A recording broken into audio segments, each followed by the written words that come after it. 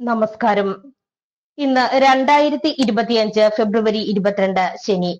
ദേശാഭിമാനി മുഖപ്രസംഗം. അവതരണം രമ്യ മനോജ്. നടപ്പില്ല UGC ഭേദഗതി.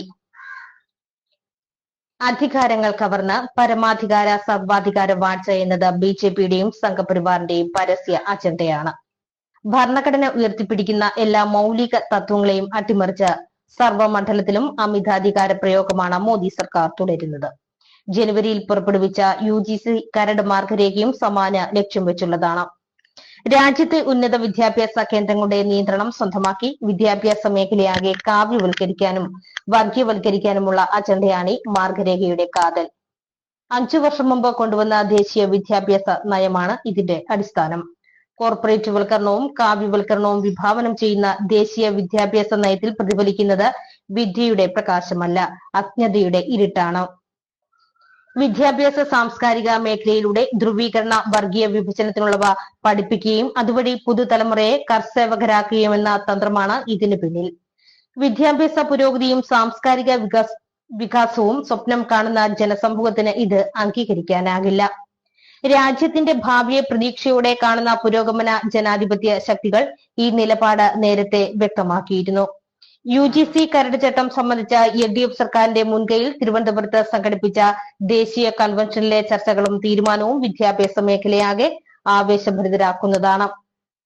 സർവകലാശാലകളെയും ഉന്നത വിദ്യാ കേന്ദ്രങ്ങളെയും സംഘപരിവാറിന്റെ കാര്യാലയങ്ങളാക്കാനുള്ള നീക്കം നടപ്പില്ലെന്ന് മറയില്ലാതെ പ്രഖ്യാപിച്ചിരിക്കുകയാണ് കൺവെൻഷൻ. ഗവർണർമാരെ മറയാക്കി വാഴ്സിറ്റികൾ പിടിക്കാനുള്ള കുറുക്കുവഴി സംസ്ഥാനങ്ങളെ നോക്കുകുത്തിയാക്കി വിദ്യാഭ്യാസ രംഗം കയ്യേറാനുള്ള നീക്കത്തിന്റെ ഭാഗമാണെന്ന് കൺവെൻഷൻ വ്യക്തമാക്കി. മതനിരപേക്ഷതയടക്കം ഭരണഘടന മുന്നോട്ട് വെക്കുന്ന ആശയദർശനങ്ങളെയെല്ലാം കലാശാലകളിൽ നിന്ന് പുറന്തള്ളാൻ UGCയെ ആയുധമാക്കുകയാണ്. സംസ്ഥാന സർക്കാരുകളോട് കൂടിയാലോചിക്കാത്തതും ജനാധിപത്യ വിരുദ്ധവുമായ കരട് ചട്ട ഭേദഗതി പിൻവലിക്കണമെന്നും കൺവെൻഷൻ ആവശ്യപ്പെട്ടു. സംസ്ഥാന സർക്കാരുകളെ സർവകലാശാല ഭരണ ചുമതലയിൽ നിന്ന് ഒഴിവാക്കാനുള്ളതും കേന്ദ്ര സർക്കാരിന്റെ മതാധിഷ്ഠിത നയത്തിൽ അടിയുറച്ച് തയ്യാറാക്കിയതുമാണ് UGC കരട് ചട്ട ഭേദഗതി. 1956 UGC നിയമം പാർലമെന്റ് പാസാക്കിയത് വലിയ ലക്ഷ്യങ്ങൾ വിളംബരം ചെയ്തായിരുന്നു. സർവകലാശാലകളിലെയും കോളേജുകളിലെയും അക്കാദമിക ഗുണനിലവാരം മെച്ചപ്പെടുത്തുക, അതിനാവശ്യമായ ഫണ്ട് നൽകുക, ഈ അടിസ്ഥാന തത്വമാണതിന്റെ സത്ത. ഈ നയം പാടെ കാറ്റിൽ പറത്തുന്നതാണ് പുതിയ ഭേദഗതി നിർദ്ദേശങ്ങൾ. നവങ്ങളായ ആശയങ്ങളും ചിന്താധാരകളും വികസിതമാകേണ്ട ബൗദ്ധിക കേന്ദ്രമാകണം സർവകലാശാലകൾ. ഡൽഹിയിലെ ജവഹർലാൽ നെഹ്റു വാഴ്സിറ്റി അടക്കമുള്ള ക്യാമ്പസുകൾ പ്രവർത്തിച്ചതും ഈ നയത്തിന്റെ അടിസ്ഥാനത്തിലായിരുന്നു. ലോകത്തിന്റെ ആകെ ശ്രദ്ധാകേന്ദ്രമായി JNUവും അലിഗഡും ജാമിയ മിലിയയുമെല്ലാം പ്രശോഭിച്ചത് വിദ്യാഭ്യാസത്തിന്റെ മഹനീയ ദർശനങ്ങളെ പ്രകാശിപ്പിച്ചതുവഴിയാണ്. എന്നാൽ JNUവിനെ അടക്കം RSS ശാഖകളാക്കി തരം താഴ്ത്തുന്ന വിധമുള്ള ഇടപെടൽ കേന്ദ്രത്തിൽ നിന്ന് ഉണ്ടായി. അതിന്റെ തുടർച്ചയാണ് UGC വഴിയുള്ള കൈക്കടത്തൽ. ഗവർണർമാർ സർവകലാശാലകളിൽ വൈസ് ചാൻസലർമാരെ നിയോഗിക്കുകയും ഇവരിലൂടെ സംസ്ഥാനങ്ങളിലെ സർവകലാശാല കോളേജ് അധ്യാപക നിയമനങ്ങളിൽ വൻതോതിൽ ഇടപെടാനും അധികാരമേകുന്ന നിർദ്ദേശങ്ങളാണ് കരട് രേഖയിലുള്ളത്. യോഗ്യതാ മാനദണ്ഡങ്ങളിൽ വെള്ളം ചേർത്ത് സ്വജനപക്ഷപാതം, അഴിമതി തുടങ്ങിയ അനഭിലഷണീയ പ്രവണതകൾക്ക് കളമൊരുക്കുന്നതുമാണത്. വൈസ് ചാൻസലറെ തീരുമാനിക്കുന്ന സെർച്ച് കമ്മിറ്റിയിൽ 3-ൽ 2 പേരെയും സംസ്ഥാനത്ത് തീരുമാനിക്കാൻ സാധിക്കാത്ത സ്ഥിതിയാണ് ഭേദഗതി യാഥാർത്ഥ്യമായി നടപ്പാക്കുക.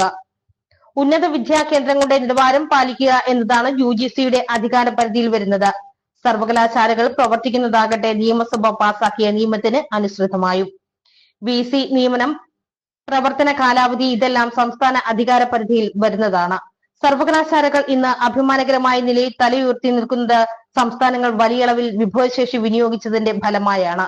എന്നാൽ അതിര് കടന്ന അധികാര പ്രയോഗത്തിലൂടെ കേന്ദ്ര സർക്കാർ ഇവ പിടിച്ചെടുക്കാൻ ശ്രമിക്കുകയാണ്. ഫെഡറൽ തത്വങ്ങൾ നഗ്നമായി ലംഘിക്കുകയാണ് മോദിയും കൂട്ടരും. ഭരണഘടന അനുശാസിക്കുന്ന മൂല്യങ്ങളെ ദുർബലപ്പെടുത്താനും മത സാമുദായിക പ്രത്യയശാസ്ത്ര പ്രചാരകരുടെ നിയന്ത്രണത്തിലാക്കാനുമുള്ള ഈ UGC കരട് ചട്ട ഭേദഗതി പാസാക്കാൻ അനുവദിക്കില്ലെന്ന് ദേശീയ കൺവെൻഷൻ ഉദ്ഘാടനം ചെയ്ത് മുഖ്യമന്ത്രി പിണറായി വിജയൻ പ്രഖ്യാപിച്ചത് ഇത്തരമൊരു പശ്ചാത്തലത്തിലാണ്.